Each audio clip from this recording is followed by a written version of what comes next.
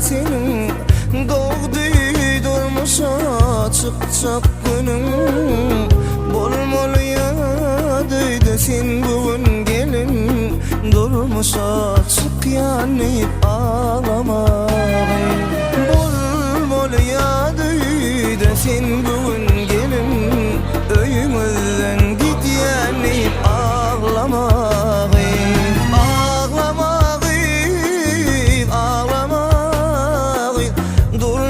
Açık yanıp ağlamayı, bolsun baltın tacın taltın, öyümüzden git yanıp ağlamayı.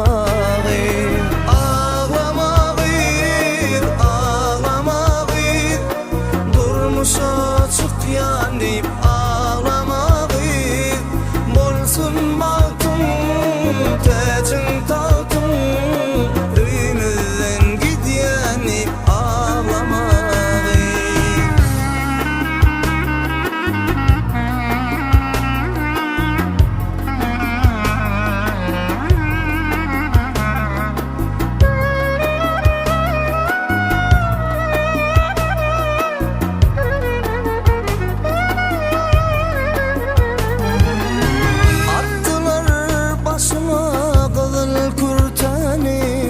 Zorunun daşında ağlayar bari, kebenecin bolur sinsisin zari, öyümüzden git yanıp ağlamayı.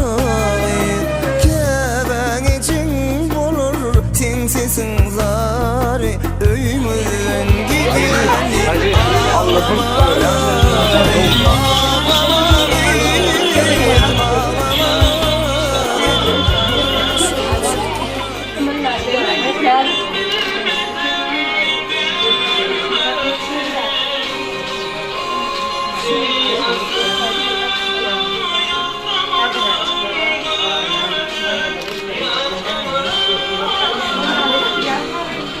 Değerli.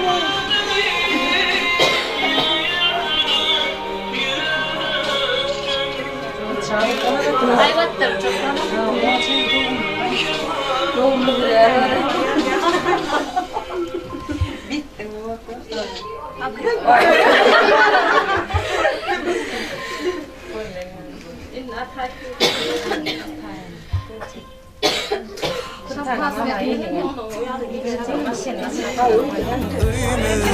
Git yanıp ağlamayı, ağlamayı, ağlamayı, durmuş açık yanıp